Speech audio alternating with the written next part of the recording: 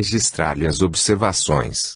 Atenuando, no entanto, o choque com que me beneficiava, esclareceu que os desencarnados totalmente extraviados não conseguiam acesso até ali e que, não obstante entregue ao meu próprio julgamento, um amigo de mais alto viria ajudar-me a recompor o sentimento e o raciocínio. Intrigado por não ouvir o nome do benfeitor anunciado e não desejando ser indiscreto, perguntei ao irmão Andrade se ele mesmo não poderia auxiliar-me em semelhante juízo, ao que replicou, sorrindo: como assim, Jacob? Também eu estou lutando comigo mesmo, não posso. Ante essa revelação de humildade, calei-me resignado. Na intimidade do lar. Daí a minutos, ausente Marte do quarto, ajudou meu abençoado amigo a preparar-me e reerguer-me. Antes de sair, pedi-lhe me auxiliasse numa oração breve, no qual roguei ao Todo-Poderoso me amparasse, dentro da nova vida, e me abençoasse os propósitos de progredir na prática do bem e no conhecimento da verdade. O prestimoso companheiro abraçou-me, aprovando minha súplica. Passados alguns instantes, achávamo-nos junto da filha, numa confortável sala de estar. Com emoção, vi um retrato de família, adornado de flores. Umedeceram-se-me os olhos ao identificá-lo. Como não recordar semelhante peça afetiva? Não registro a ocorrência pela sua feição pessoal. Desejo apenas marcá-la para consolo de quantos supõem na morte uma derribada completa das doces alegrias familiares. A organização doméstica, na esfera elevada mais próxima do homem, é muito rica de encanto. Formulei indagações variadas em torno de parentes que eu esperava rever, ao regressar. Para todas as interrogações possuía Marta uma resposta clara e feliz. Informou-me quanto ao destino de quase todos os laços do coração. Alguns associados de minhas experiências jaziam de volta às regiões da carne, disputando novos troféus de redenção, enquanto outros operavam em círculos distantes. Muitos deles, encarnados ou não, poderiam ser visitados por mim e me visitariam a seu turno. Reparando meu interesse pelas novidades, mostrou-me a filha tudo o que representava o acervo da casa. Quadros e decorações, objetos e enfeites desfilaram diante de meus olhos encantados. Nem todas as peças eram semelhantes ao material caseiro que conhecemos na vida terrena, mas a afinidade de tudo o que eu via, de novo, com o ambiente humano, era flagrante no quadro geral. Deteve-se, contente, ante um piano de cauda, harmonioso e belo, mais completo que os do plano físico, afirmando, radiante, que ali mesmo tivera a satisfação de tocar para a mamãe, anos antes de minha vinda. Graciosa e meiga, executou para meus ouvidos uma área em que deixava transparecer sua extrema delicadeza filial e, talvez, porque me visse os olhos marejados de lágrimas, recapitulando as emoções da paternidade terrestre, abandonou o instrumento e conduziu-me ao salão de leitura. Espantei-me ante o carinho com que eram conservadas as publicações. A arte gráfica atinge aqui uma perfeição que não pode ser avaliada na Terra. Os tipos são estruturados em material luminoso e as gravuras na cor natural parecem animadas e vivas. Folheei um volume de vastas proporções. Compunham-no recordações de Beethoven, destacando as lutas com que fora surpreendido no mundo para difundir entre os encarnados a mensagem musical dos planos superiores. Lendo as páginas iniciais, aprendi-lhe sublime conceitos quanto à mediunidade divina entre as criaturas humanas. Perguntei à filha sobre o paradeiro do grande compositor, ao que Marta respondeu dizendo sábelo numa esfera superior, cujo clima ainda lhe não for alcançar.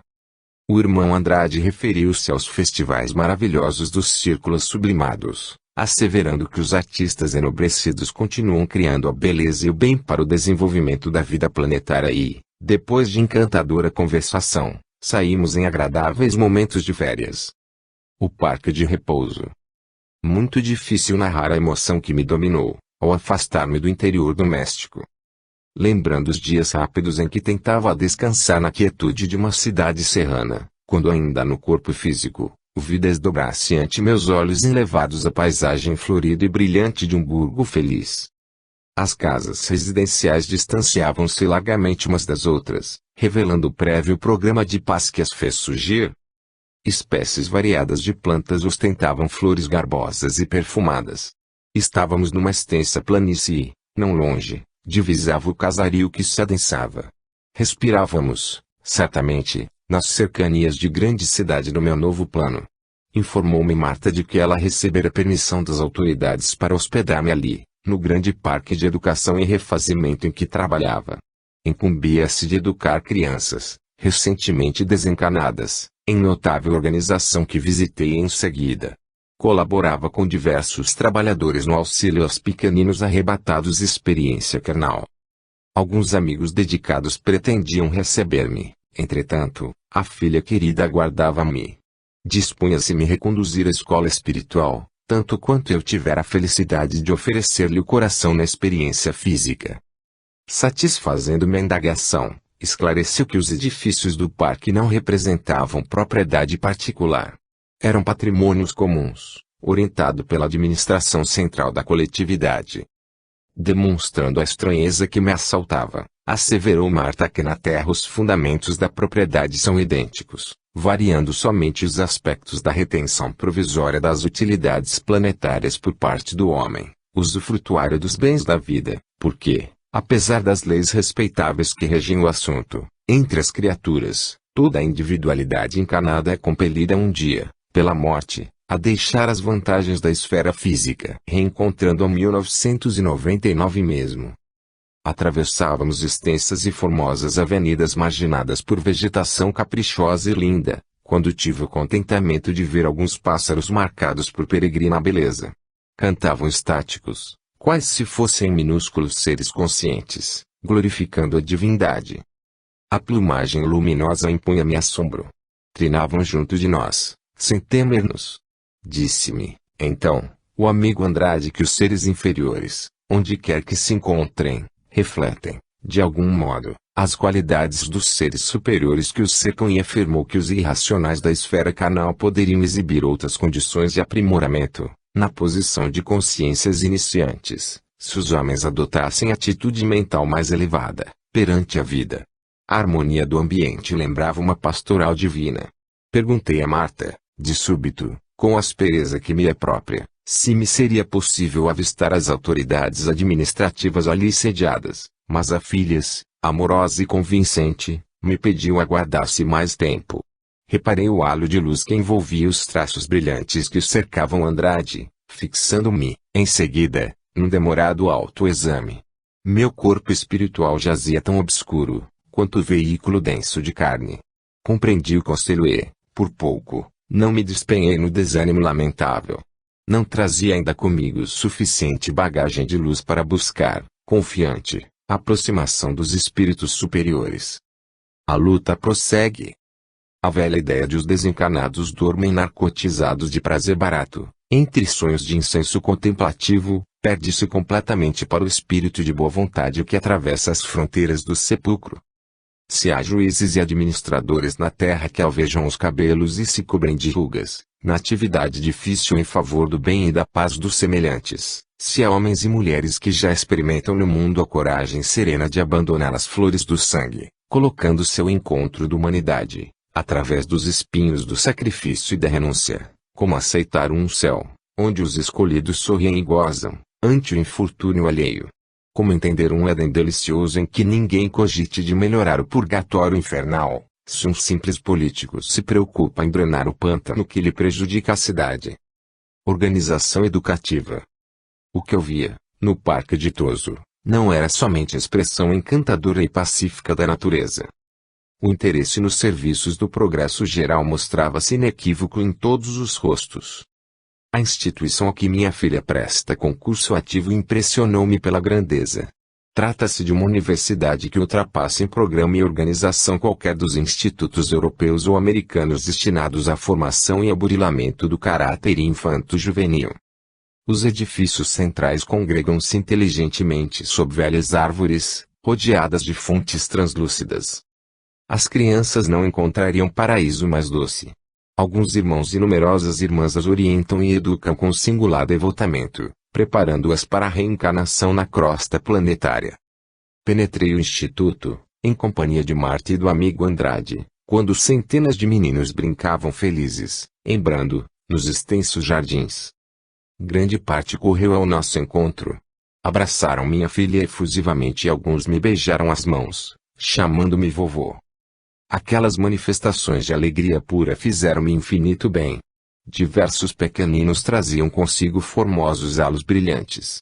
Marta explicou-me que a instituição asila irmãozinhos desencanados, entre 7 a 12 anos de idade, e, porque eu indagasse pelas crianças tenras, esclareceu Andrade que, para essas, quando se não trata de entidades excepcionalmente evoluídas, inacessíveis ao choque biológico da reencarnação, há lugares adequados, onde o tempo e o repouso lhes favorecem o despertar, a fim de que lhes não sobrevenham abalos nocivos. Informou-me a filha de que as criancinhas, não obstante viveram ali, em comunidade, dividem-se, no esforço educativo, por turmas afins. Caracterizam-se os grupos por variados graus de elevação espiritual e as classes se subdividem pelas aptidões e tendências, examinados os precedentes de cada uma.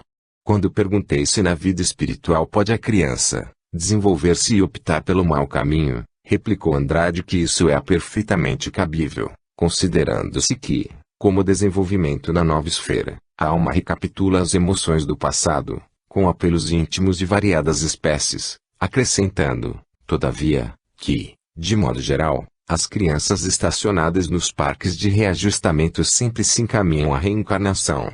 Se o espírito de ordem sublimada se desenfaixa dos laços da carne, quite com a lei que nos governa o destino, em período infantil, readquire, de pronto, as mais altas expressões da própria individualidade e ergue-se aos mais elevados planos. Marta me apresentou lindos grupos, inclusive algumas dezenas de pequenos indígenas libertos do corpo, em fase primária de cultura e inteligência. Experimentei, porém, a maior surpresa quando me deu a conhecer a Assembleia dos Meninos Orientadores. São meninos e meninas de passado mais respeitável e por isso mesmo mais acessíveis aos ensinamentos edificantes da instituição.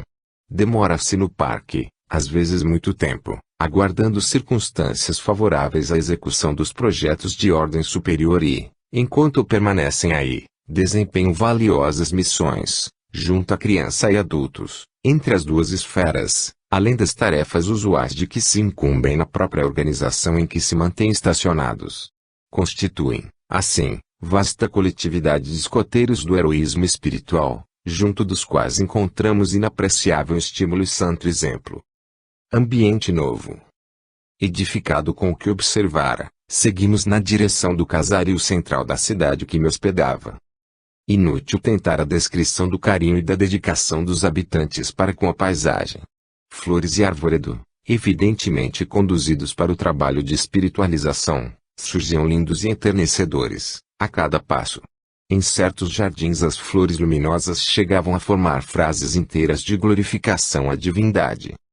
Os domicílios não se torturavam uns aos outros como nas grandes cidades terrestres, ofereciam espaços regulares entre si, como a indicar que naquele abençoado reduto de fraternidade e auxílio cristão há lugar para todos. Não vi estabelecimentos comerciais, mas, em compensação, identifiquei grande número de instituições consagradas ao bem coletivo. Recordando a leitura das narrativas de André Luiz e Valhoen, perguntei ao irmão Andrade quanto às características do novo ambiente, informando-me, então, que nos achávamos numa colônia espiritual de emergência, situada em planos menos elevados. Diversas comissões de socorro e múltiplos trabalhos salvacionistas aí funcionam ao benefício, não só de criaturas encarnadas, mas também de extensas multidões de desencarnados em sombra e desespero. As vias públicas mostravam-se cheias de transeuntes. Muitos se agrupavam, seguindo em conversação ativa, enquanto outros passavam, isoladamente. Todavia, em nenhum rosto surpreendi expressões de rancor, aflição, ou desânimo. A irritação parecia não ter acesso, ali, naquele domínio de tranquilidade construtiva. Alguns me fixavam com simpatia e bondade, naturalmente percebendo a minha condição de neófito e, dando a conhecer ao irmão Andrade a estranheza com que reparava a serenidade das pessoas, salientou o estimado amigo que os habitantes da colônia, ainda mesmo quando detenham motivos fortes de preocupação, fazem quanto lhes é possível para guardar a paz com sinceridade, atentos aos desígnios de ordem divina. O magnífico santuário. Após atravessar graciosas avenidas, onde a natureza educada oferece sublime espetáculo à vista, Parei admirado diante de formoso e magnificente edifício, no qual adivinhei um templo importante. 7 torres maravilhosas, de algum modo semelhantes da famosa Catedral de Colônia, invadem as alturas. Em tudo que meu olhar podia abranger, eu observava primorosas manifestações de ourivesaria, admirável pela finura e beleza. Elucidou Marta que nos achávamos perante o grande santuário da cidade, onde se processam os mais elevados serviços espirituais da vida coletiva. Até ali, somente chegam, vindas da esfera carnal, pessoas libertas do estreito dogmatismo religioso. Discípulos de qualquer doutrina, aferrolhados na cadeia do fanatismo cruel, são obrigados a períodos mais ou menos longos de reparação da vida mental, em círculos mais baixos. Naquele templo, portanto, explicou a filha, comungam no amor e na veneração a Deus todos os espíritos liberais, com moradia nesse domicílio espiritual de passagem por ele, ainda mesmo ligados às escolas de crença que os identificavam na crosta do planeta, a que confraternizam, em torno do Evangelho de Nosso Senhor Jesus Cristo, não encontrando motivos para dissensões e descontentamentos. Há serviços diários na casa divina que me retinha estático e deslumbrado. Alvas portas coroadas de luz ligavam na cidade, em todas as direções, e, através delas, entravam e saíam longas fileiras de criaturas bem-aventuradas, de semblante plácido. Ponderou Andrade que ali eram recebidas ordens e inspirações, programas de serviço e bênçãos de estímulo da vida mais alta. Grandes servos do Altíssimo ali se materializam, procedentes de esferas sublimadas e distantes, distribuindo amor e sabedoria e, justamente das torres soberanas e veneráveis, é que parte, cada noite, o facho de luz, guiando viajores no mar das trevas, do qual havia tomado conhecimento na travessa da extensa ponte sobre os despenhadeiros. Quanto intentei penetrar o santuário, por um dos ângulos próximos, ambos os companheiros de excursão me sustaram o gesto. Não convinha, disseram. Eu era ainda um simples recém-chegado, com características indiscutíveis do corpo terrestre, mas feliz e confortado, registrei a informação de que, na noite do 30º dia sobre a data de minha libertação, seria recebido por muitos amigos no templo consagrado ao serviço divino. Até lá, cabia-me a necessária preparação, através das fontes do pensamento, fenômenos da sintonia espiritual. O dia correu, célere, multiplicando surpresas confortadoras, ao redor de meus passos, e, à noite, fim do culto doméstico das palavras divinas. Marta me convidou ao recolhimento, afirmando que a cidade permanecia cheia de atrativos e estudos para a noite. Contudo, aconselhava-me o repouso, de modo a evitar excessos de impressões nas primeiras horas de meu contacto com a paisagem. Surpreendendo-me, o amigo Andrade declarou que se demoraria junto de mim, naquela noite. Salientou que minhas forças jaziam quase refeitas, que começava a viver a experiência normal na esfera nova e, por isso, provavelmente eu necessitaria de instruções fraternas. Não obstante intrigado, aceitei, satisfeito, o oferecimento gentil. Passamos a extensa câmara destinada ao descanso, mas bastou que me entregasse a quietação para que certo fenômeno auditivo e visual me perturbasse as fibras mais íntimas. Vi perfeitamente, qual se estivesse dentro de mim, as filhas queridas, então na terra, e alguns poucos amigos, que deixara no mundo, dirigindo-me palavras de saúde e carinho. Pai querido, diga-me se você ainda vive. Desfaça minha dúvida, ensine-me o caminho, venha até mim. Era a voz de uma delas a interpelar-me. O amoroso chamamento ameaçava meu equilíbrio. Minha razão pericultou por segundos. Onde me encontrava? Contemplava ao meu lado, queria beijar-lhe as mãos, expressando-lhe reconhecimento pela imensa ternura, mas debalde a buscava.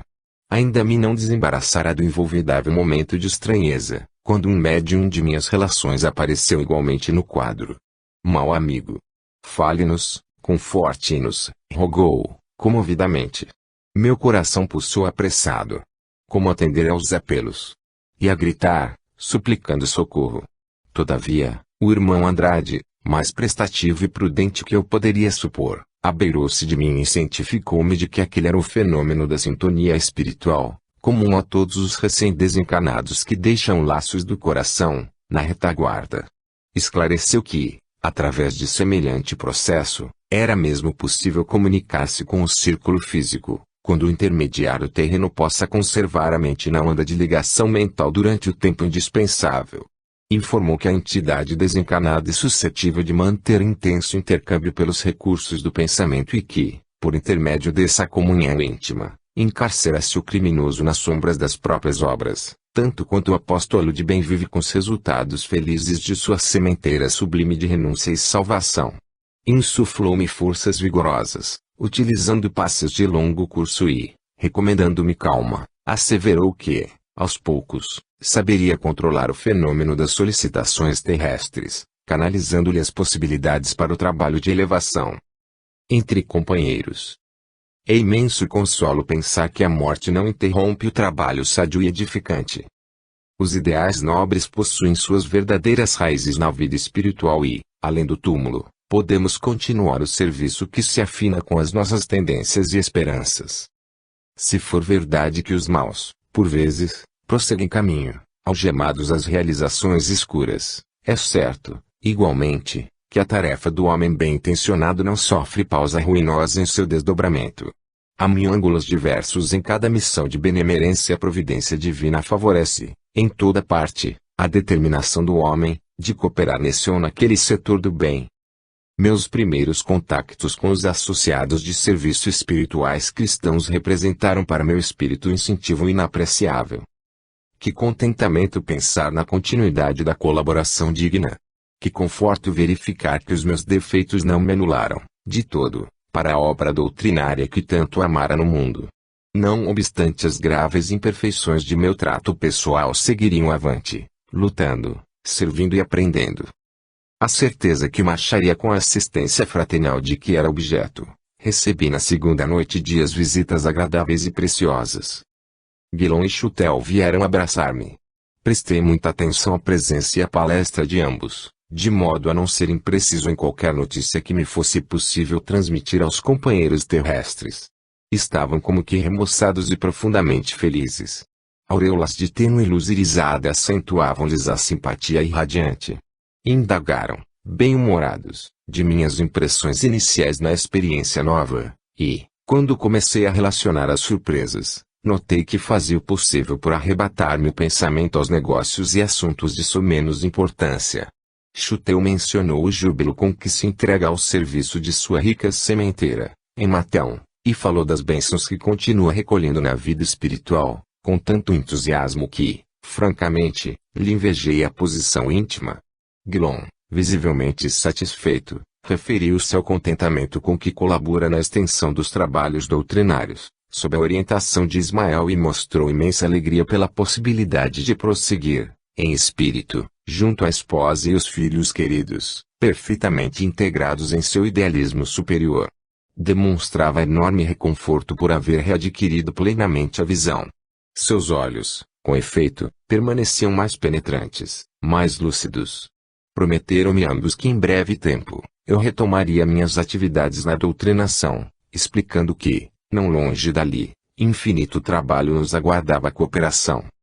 Opinião autorizada. Perguntando a Guilom quanto ao motivo pelo qual não se comunica mais frequentemente em nosso meio, fez um gesto significativo, na calma que lhe é peculiar, e falou. Ora, Jacob, quase que diariamente visito as nossas organizações, partilhando do trabalho de abnegados servidores do Espiritismo no Brasil. Entretanto, você compreende os obstáculos do intercâmbio prematuro ou inoportuno. Os companheiros de luta devem agir em campo livre, qual aconteceu conosco, fazem a corrida ao estádio da fé. Necessitam usar a própria razão e revelar as próprias forças na concretização das bênçãos que recebemos de Jesus. E você reconhecerá comigo, hoje, que não será justo interferir, não somente com a supervisão que procede de cima, da influenciação indireta e sábia de nossos orientadores, mas também, nos serviços de colaboração que se processam nos círculos que nos são familiares. Sempre que possível, coopero com os amigos no desenvolvimento do ideal que abraçamos, todavia, não é imperioso venham, a saber, de minha presença pessoal nas tarefas que lhes competem. A liberação do corpo pesado não nos exonera da obrigação de servir nas fileiras do Espiritismo com Jesus, Entretanto, podemos atuar sem nos identificarmos. Não faltam meios para ação sem barulho, mais substancial e mais proveitosa. Atentos, quanto devemos estar, à vitória da ideia cristã e não ao prevalecimento indébito e provisório de nossos pontos de vista.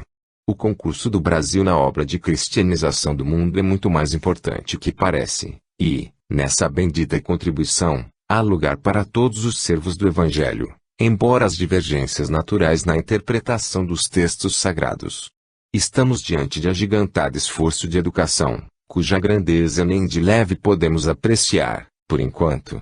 Assim, é conveniente utilizarmos os recursos ao nosso alcance, em benefício da fraternidade geral, com sadio e gradativo entendimento da verdade e do máximo bem, ausentes de qualquer problema intrincado e desagradável do personalismo menos digno, que somente orgulho, egoísmo e vaidade representa.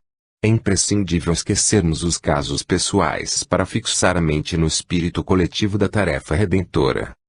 E, com um sorriso que bem lhe expressava os altos atributos de psicólogo, terminou. É preciso evitar as complicações de nossa morte. Informações da luta espiritual. Quando indaguei se moravam ali, naquela mesma colônia de refazimento e educação a que eu fora conduzido pela ternura da filha, responderam negativamente.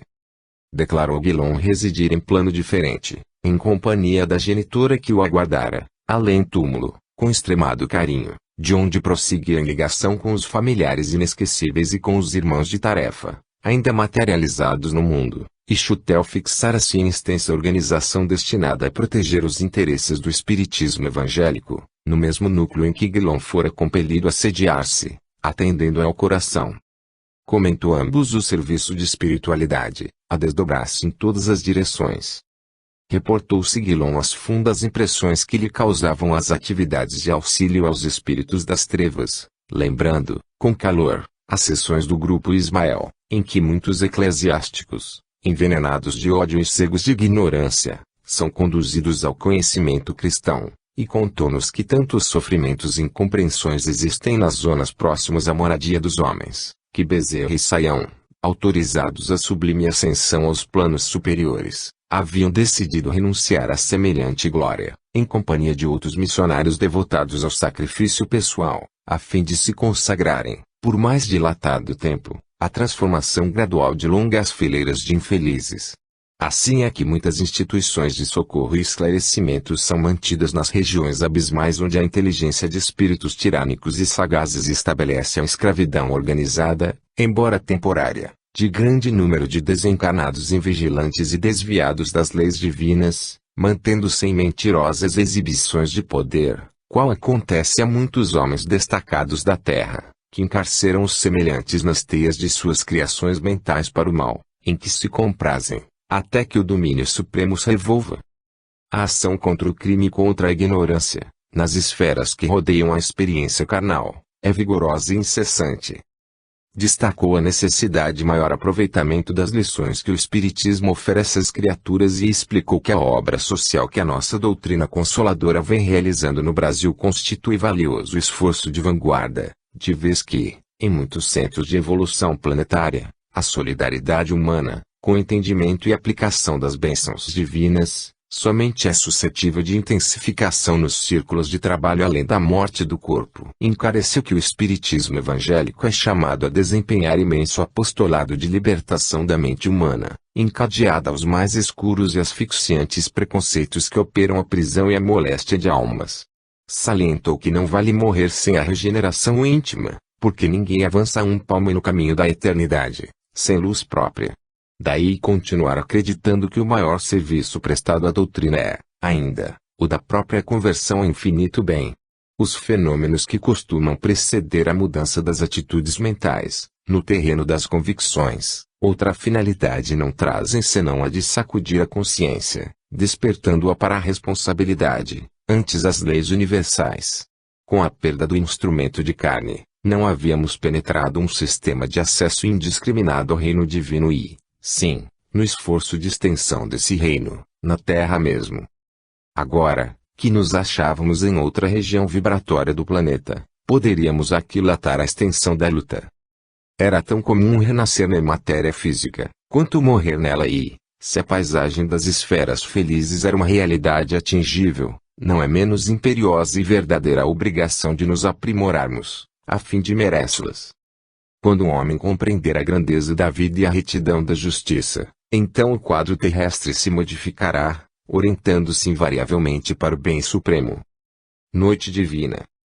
Fim da palestra instrutiva e longa. Guilom e Chutel convidaram-me a visitar o rio, junto deles. O irmão Andrade, que me seguia de perto, consultado por meu olhar interrogativo, aqueceu prontamente. A excursão ser-me-ia proveitosa e não me perturbaria o refazimento. Acompanhar-nos-ia com prazer. Despedi-me de Marta pela primeira vez, após haver ingressado na experiência nova. E, em me afastando do ambiente doméstico acolhedor, fui surpreendido pela paisagem encantadora. Algumas centenas de crianças brincavam sob as veneradas árvores do parque amplamente tocado de luz. Muitas delas traziam a fronte coroada de auréolas sublimes e brilhantes.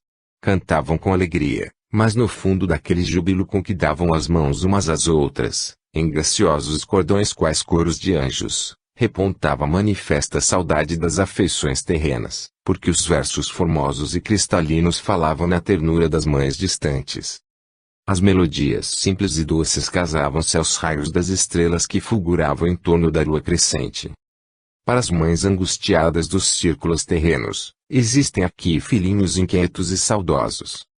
Carros fulgurantes, muito diversos dos que conhecemos no mundo, adornados de flores radiosas, passavam, não muito, além, celeremente, talvez em busca de esferas próximas. As torres do santuário cintilavam sob o firmamento tranquilo. Pusemo-nos a caminho e, confiado na generosidade dos que me assistiam, ousei formular uma interrogação que procurava calar, desde o princípio. Guilom, exclamei hesitante, você sabe que sempre dediquei amor e veneração a Bittencourt Sampaio. Onde estará ele? Poderei encontrá-lo? Informou-me o companheiro que o nosso respeitável amigo colabora na supervisão do espiritismo evangélico, em plano superior, adiantando, porém, que provavelmente, seria Bittencourt o mensageiro de amizade que viria de mais alto trazer-me as boas-vindas, na noite de minha recepção no grande templo. Reconfortado e feliz, decidi esperar. Revendo os círculos de trabalho. O retorno ao rio emocionava-me. Não ignorava que a maioria dos recém-libertos do plano físico não se pode movimentar com a eficiência desejável. Muitos espíritos permanecem como que anestesiados e inconscientes, outros se demoram na incapacidade de qualquer apreciação de si mesmos, imobilizados pelo choque ou pelo terror. Comigo, porém, a situação diferia. A sede de saber renovava minhas forças. Relembrando os últimos instantes na experiência material, retomava mal-estar indefinível. A dispneia parecia uma entidade imaginária, pronta a individualizar-se, dentro de mim, toda vez que a evocava em pensamento. Bastava recordar certos sintomas do esgotamento que experimentara no corpo de carne, para registrá-los imediatamente no organismo espiritual.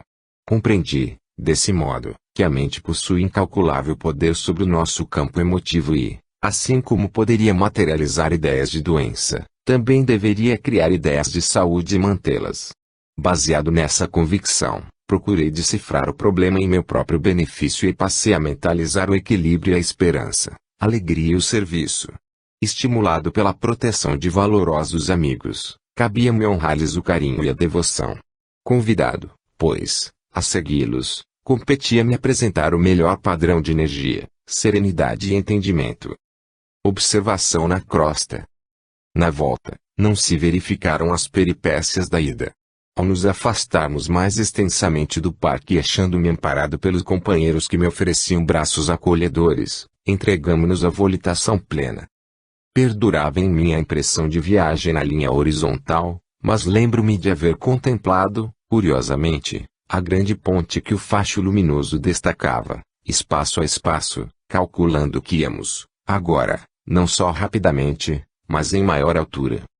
Guilom, robustecido e bem-humorado, aconselhou-me estabelecer paralelo entre o veículo que usávamos, ali, e o pesado corpo de carne que abandonáramos ao solo terrestre e, porque alcançássemos a estação de destino, em minutos breves, afirmou-me que, Se há rotas aéreas para os pássaros metálicos da aviação planetária, há rotas espirituais definidas que favorecem a instantânea condução de entidades menos chumbadas às sensações da vida física.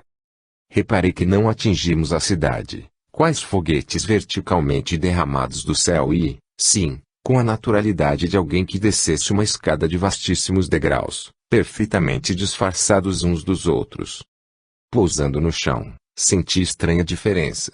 O contacto com a terra semelhava-se ao de um magneto, o que me obrigou a concluir que a volitação só é possível, com facilidade, na crosta do mundo, aos espíritos mais envolvidos e adestrados na movimentação de certas forças fluídicas. Comentou Chutel as surpresas dos primeiros dias do homem desencarnado, na vida extracorpórea, alegando que os decênios transcorridos no corpo carnal imprimem hábitos que, efetivamente, passam a constituir uma segunda natureza para a individualidade. Quando considerei a possibilidade de nos materializarmos, em plena avenida, para dar testemunho da sobrevivência, riu-se Guilom, discreto, e afiançou que, se tal cometimento fosse possível, a perturbação alcançaria muita gente, de vez que o próprio clarão revelador da crença, para demonstrar-se benefício, há de penetrar gradualmente o templo interno de cada um, acentuando que, por isso mesmo, concede o Senhor suficientes recursos à mente encarnada para aproveitar-lhes as bênçãos, na renovação e iluminação de si mesma. O progresso espiritual será sempre gradativo, sem violência e sem alarme. Cortando a via pública. Era, contudo, uma novidade para eu devorar a distância nas vias públicas, dentro da noite, sem ser visto pelos semelhantes encarnados. No dia imediato ao de minha libertação, em verdade fiz pequena caminhada em companhia dos amigos que me amparavam. Entretanto, a posição de abatimento não me havia proporcionado o ensejo de experimentar toda a extensão da surpresa de que me via agora possuído. O que mais me espantava era a expressão espiritual de cada pessoa que me cruzava o caminho. Observei que muitas criaturas permaneciam acompanhadas por espíritos benignos ou por sinais luminosos, que me deixavam perceber o grau de elevação que já haviam atingido, mas o número de entidades gozadoras das baixas sensações da vida física, a seguirem suas vítimas, de perto, era francamente incalculável. Anunciou Miguelon que bastaria breve exame para identificarmos a natureza do vício de cada uma. Pouco a pouco, embora o tempo curto, verificava por mim mesmo, através dos gestos com que se revelavam, os espíritos ainda presos às paixões sexuais, aos tormentos do ódio e os caprichos da vingança. O irmão Andrade, a cuja assistência recorrera, muitas vezes, nos últimos tempos de minha tarefa humilde para socorrer alcoólatras inveterados, em casos difíceis nos quais a obsessão se caracterizava perfeitamente, indicou-me alguns transeuntes torturados pela dipsomania. Estavam seguidos por verdadeiros vampiros de forma repugnante, alguns completamente embriagados de vapores, outros demonstrando aflitiva sede, pálidos e cadavéricos. O quadro mais inquietante, porém, era constituído por um morfinômano e pelas entidades em desequilíbrio que se lhe jungiam. Parecia um homem subjugado por tentáculos de polvos enormes. Vendo-o aprisionado em cordões escuros, perguntei ao amigo Andrade como interpretar a visão que tínhamos sob os olhos, esclarecendo-me ele, então, que os hipnóticos, mormente ao mais violentos, afetam os delicados tecidos do perispírito, proporcionando doces venenos aos amantes da ociosidade. Os fios negros são fluidos de ligação entre as lampreias invisíveis e os plexos da vítima encanada. Compreendi, com mais exatidão, que o viciado de qualquer espécie é compelido a procurar material emotivo para si para os que obsidiam, caindo invariavelmente na insaciedade que o caracteriza. Fitei Guilom, espantado, e indaguei, que acontecerá a um infeliz destes se ele desencarnar? Se a morte encontra-lo em tal posição, respondeu, sereno, vagueará por aí, à vontade dos verdugos que o exploram vorazes, até que, um dia, delibere em modificar-se, intimamente, para o bem de si mesmo. Aula de preparação espiritual. Daí a minutos, penetrávamos respeitável instituição, onde cooperaríamos na transformação de entidades perigosas pela avançada cultura desviada para o mal.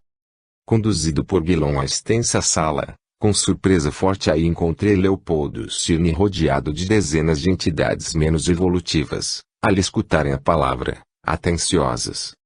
Era uma aula perfeita na qual o velho amigo preparava futuros companheiros para a contribuição espiritual de ordem elevada. Notei-lhe a preocupação de sintetizar para ganhar tempo. Dos tópicos registrados por mim, assinalei, por mais expressivo, o ensinamento da cooperação. Ainda depois da morte, enunciava ele, a fraternidade é o caminho da salvação.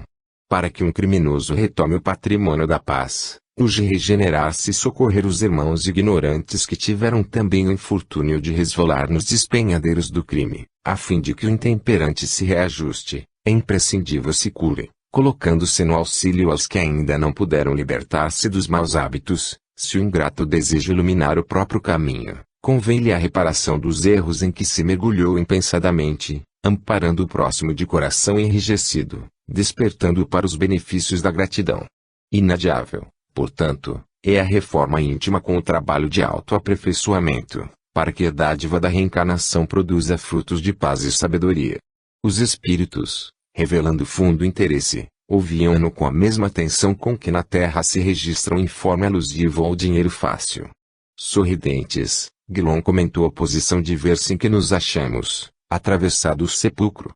Enquanto no mundo vulgar, esmagadora maioria das criaturas menospreza a alma, atendendo às vantagens imediatas do corpo, sobrevindo à morte assinala-se a reviravolta, os indiferentes de ontem, na maioria, buscam o ouvido das impressões que lhes ficam de experiência física, procurando as vantagens da alma. Ninguém se eleva do chão planetário, ostentando asas alheias e, daí, as organizações numerosas de assistência e socorro sobre a terra mesmo. Cirne é um dos pioneiros dessas escolas de preparação espiritual. Terminada a aula, veio ter conosco, prestativo e amável. Então, disse-lhe, satisfeito, orientando nossos irmãos para o céu, fitaram em mim aqueles mesmos olhos cintilantes que lhe conhecíamos no outro tempo e respondeu: Não, Jacob, não é nem isto. Se na esfera carnal trabalhamos na condução do próximo para que aprenda a bem morrer, cooperamos agora a fim de que saiba renascer com proveito. Nos serviços de doutrinação. Não tive tempo para refletir e a resposta sábia. Chuteu veio buscar-nos para o serviço de evangelização. Os trabalhos de socorro aos desencarnados endurecidos estavam iniciados com a prece do orientador da reunião.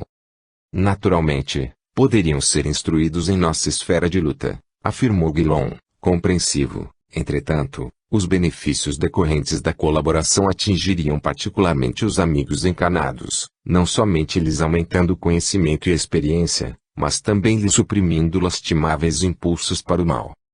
Que os infortunados ali, diante de nós, eram perseguidores sombrios não padece dúvida.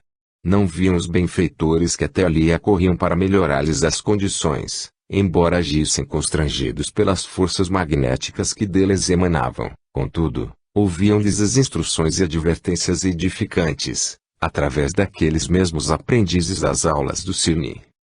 Reparei, então, com mágoa, a diferença que existia entre mim e os abençoados companheiros que me haviam trazido. Ao passo que nenhum deles era visível aos irmãos ignorantes e perturbados, não obstante as irradiações brilhantes que lhes marcavam a individualidade, notavam minha presença, aos cursos preparatórios de espiritualidade superior. Certa entidade reconheceu-me e gritou: aquele, ali não é o Jacob. E mirando-me de alto a baixo, acentuou, que é da luz dele. Sentindo a opacidade de minha organização espiritual e envergonhado com o incidente, recolhi-me ao silêncio e à inação, receando intervir nos serviços da noite, no desdobramento dos quais não sobrava tempo para qualquer indagação ociosa de minha parte. Finda que foi a tarefa, expus ao Guilom o meu caso, todavia, afagando-me os ombros, fraternalmente, exclamou sem humilhar-me: não se atormente, meu caro. Medite, ore, no momento oportuno, receberá os necessários esclarecimentos. Esteja certo de que a sua luz virá. Semelhantes palavras de reconforto, porém, não conseguiram afastar a profunda tristeza que me tomou o coração. Excursão confortadora. Quantas vezes invocamos a luz nos círculos da fé religiosa? Despreocupados, aconselhamos amigos que a procurem e, em muitas ocasiões, inadvertidamente, receitamo-la para os irmãos que consideramos nas sombras. através de conversações ociosas, indicamos criaturas que não a possuem e, sempre que tomamos a palavra em público, suplicamo-la para o mundo em altos brados. Em verdade, semelhante cooperação é oportuna e salutar, quando baseada na sinceridade e na reta intenção. Todavia, frequentemente ouvidamos a palavra do Senhor que nos recomendou aproveitar as oportunidades da experiência humana, na iluminação de nós mesmos, através do devotamento ao próximo. O problema avultava em minhas cogitações. Os amigos nada me sugeriam, nada reclamavam.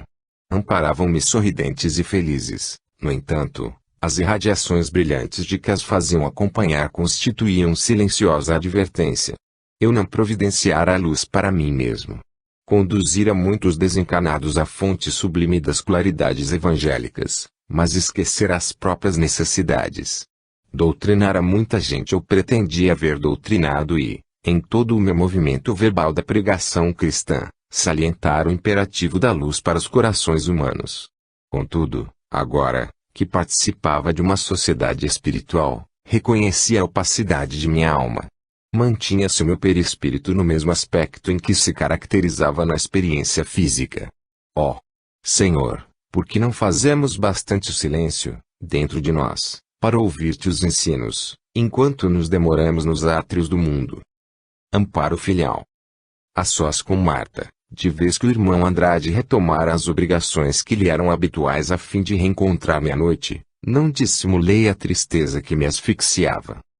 Encontrando-me em lágrimas, a filhinha esforçou-se para reconfortar-me. Estava amargurado, vencido, expliquei-lhe. Albergado num campo tranquilo, onde todas as bênçãos da amizade me sorriam, sentia-me indigno de tanto auxílio e ternura. Não acender a própria lâmpada à frente do futuro. Ali, ninguém me acusa, ninguém me proclamavam as deficiências, todavia, eu próprio não era estranho à minha posição. Não lhe falava com a expressão caprichosa da zanga juvenil, mas com o profundo sentimento do homem que se vê desencantado, de momento para outro, enganado nas melhores intenções. Marta, porém, pediu-me serenidade e reflexão. Asseverou que inúmeras pessoas desencarnam em minhas condições e que, naquele núcleo de trabalhadores, ninguém se julgava maior. Muitos companheiros traziam densa obscuridade consigo e nem por isso deixavam de operar, contentes e serviçais, na conquista de mais nobres expressões da personalidade. Não era lícito entregar-me, daquele modo, ao desânimo. Ainda que houvesse perdido tempo, de todo, não me cabia supor que as lágrimas bastassem ao trabalho reparador. Competia-me o trabalho de renovação incessante para o bem. Viagem feliz. Reparando-me o sincero propósito de reajustamento, Marta, bondosa, naturalmente interessada em consolar-me, propôs uma excursão rápida. Dispunha das horas para auxiliar-me. Ela sabia de meu íntimo desejo de visitar a Califórnia, atendendo aos apelos do coração. Por lá, alguns laços queridos me aguardavam no espírito. Acariciei o projeto com alegria quase infantil. A inquietação e a curiosidade que me marcaram os passos infantis. A inquietação e a curiosidade que me marcaram os passos na jornada terrestre estavam inteiras, dentro de mim. Além disso, a excursão teria maravilhoso caráter, sob o esplendor solar. Abafei as preocupações que me torturavam e aprestei-me. Em breve tempo achávamos-nos fora do abençoado pouso de serviço e refazimento. A claridade do dia, as vizinhanças não apresentavam senão o aspecto de longa massa de matéria opaca. Nas cercanias, não cheguei a vislumbrar nem mesmo a ponte que reconhecera na noite da véspera e, distanciando-nos do Burgo Venturoso, notei que atravessávamos outras colônias espirituais cheias de vegetação e casario, embora menos ricas de beleza. Respondendo-me às interpelações, informou-me a filha do que sempre nos é dado visitar os planos inferiores e consultá-los, não se verificando mesmo quanto às esferas superiores, relativamente às quais precisamos satisfazer a necessária preparação. Penso que estacionaria longo tempo nas paisagens sob os meus olhos, se Marta, docemente, não me chamasse a atenção para os objetivos que nos conduziam. Nestes planos, disse minha filha, a ligação mental com a Terra ainda é enorme. Muita gente que matou o tempo vive por aí com sede de reavê-lo. São saudosistas da experiência na carne que estimam viver, por enquanto, quase que exclusivamente do passado. Não praticam malhas graves, porém, não se aplicaram ao bem, tanto quanto deviam.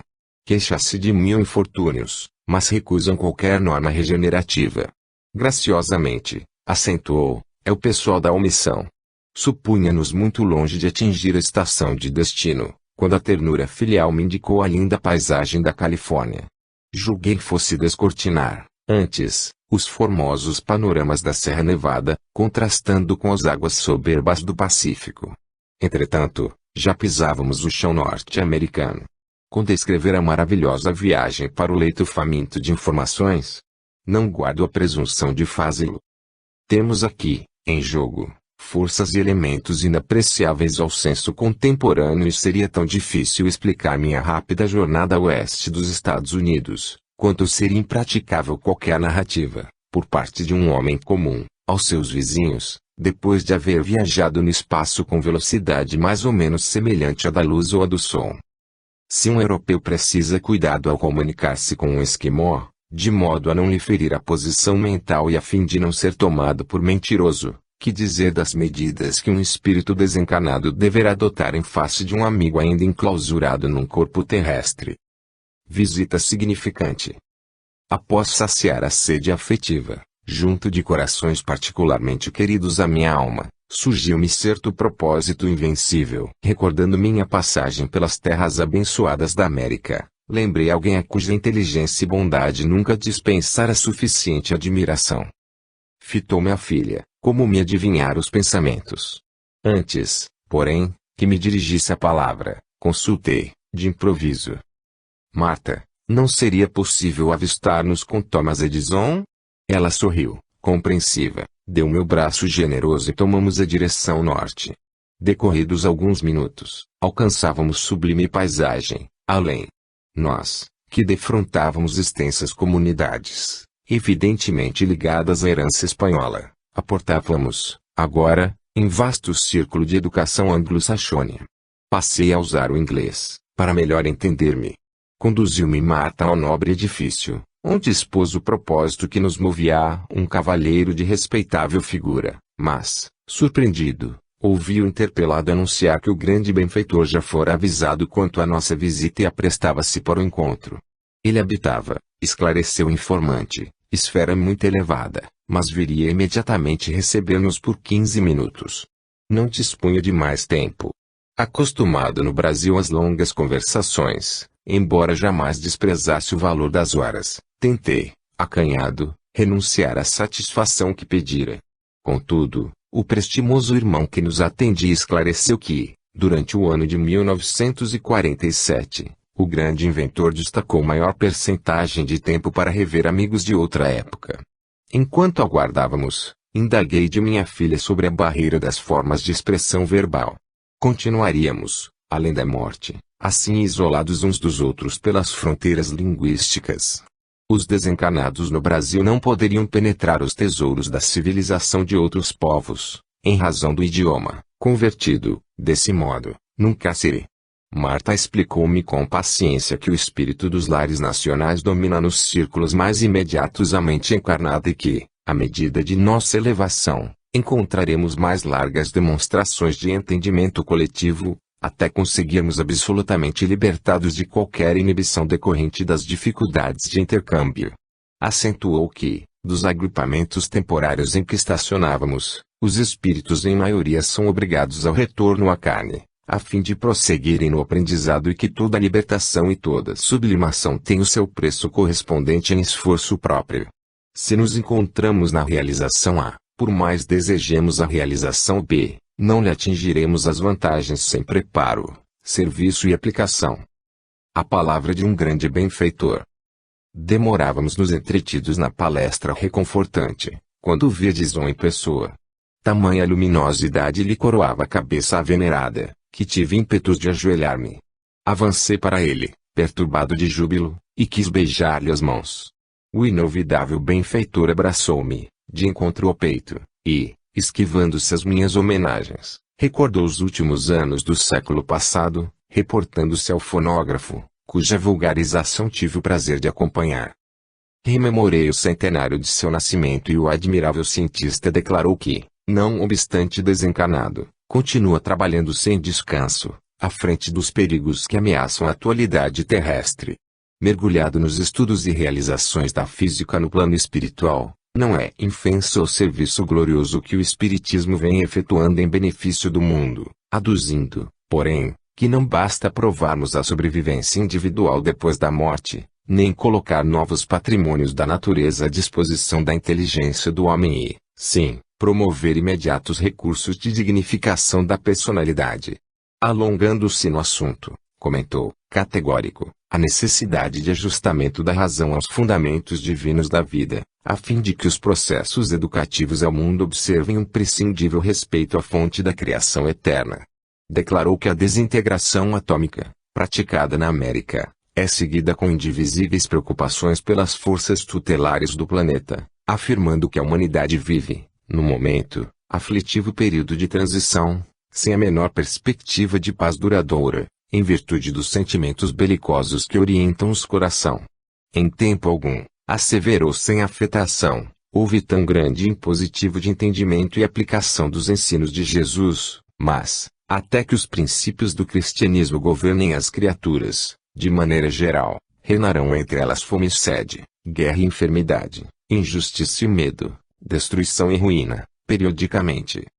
Sentindo que o tempo se esgotava, indaguei se não voltaria a reencarnar, ao que ele replicou afirmativamente. Num sorriso, porém, acentuou que esperaria o instante oportuno. Perguntei, ainda, pela continuidade dos seus inventos maravilhosos, com especial menção à luz elétrica, ao que me respondeu, sorrindo. O Criador é Deus, nosso Pai. Somos simples instrumentos dos desígnios sábios e justos dele. As invenções continuam na esfera transposta e no círculo em que respiramos presentemente. Agora, porém, meu caro Jacob, não será ocasião de inventarmos uma lâmpada divina e eterna que funcione, para sempre, dentro de nós mesmos? Com a observação delicada e construtiva, veio o abraço final, constrangendo-nos às despedidas. No templo, além da morte, situam-se as esferas da continuidade. Se o homem comum conseguisse deter o curso dos pensamentos de segunda ordem, durante alguns minutos por dia, de modo a refletir na grandeza da vida, sondando as realidades da morte, certo evitaria as algemas do mal que o agrilham às recapitulações expiatórias. Aqui, permanecemos articulados em nossas próprias criações, tanto quanto as peças de determinada máquina elas se ajustam para o necessário funcionamento. Quem se aflija na escassez de possibilidades materiais ou na angústia de tempo, faça o bem mesmo assim. Quem se lamenta no cativeiro do crime, esforce-se por fugir-lhe as garras, dedicando-se ao socorro dos semelhantes. Quem se demora no sono do vício, louve a mão áspera que o desperta e levante-se para a caridade regenerativa. Cada dia que passa o homem encanado parece gritar-lhe aos ouvidos, ainda é tempo. Ainda é tempo. Dirige-nos a morte para os objetivos que procuramos. Os ditadores da crueldade têm sob o próprio mando não somente os servidores que se corporificam na terra, mas também os assalariados invisíveis que lhes estimam os propósitos inferiores. O homem que se transforma em instrumento da bondade e da salvação, ainda que o não saiba, recebe o concurso de muitos irmãos interessados nos serviços de elevação própria. Em preparo. Depois de prolongadas meditações, alcançáramos o dia em que eu seria recebido no grande templo. Marta e os amigos providenciaram todas as medidas suscetíveis de me intensificarem a felicidade. Crianças do parque transportaram enormes braçadas de flores, alvas como neve, e, em nossa ditosa casa, música elevada se fez ouvir, por várias horas, advertindo minha filha querida no sentido de manter a mente distanciada de todas as preocupações alusivas à experiência física. Seria abraçado por muitos amigos, traçaria novas diretrizes para a luta e a preparação adequada constituía-me dever, informou a filha bondosa. Antes da hora prevista, Andrade veio até nós, avisando-me que à noite, efetivamente, solucionaria meu problema de trabalho. Reencontraria muitos companheiros, mas eu longe estava de imaginar que reveria a maior parte dos próprios espíritos com os quais havia convivido pessoalmente nas sessões e serviços realizados na Terra. em pleno santuário. À noite, quando as constelações se derramavam no céu muito azul, todos nós, em alva roupagem, tomamos o caminho do santuário. No átrio fulgurante, esperavam-me muitos amigos do espiritismo brasileiro,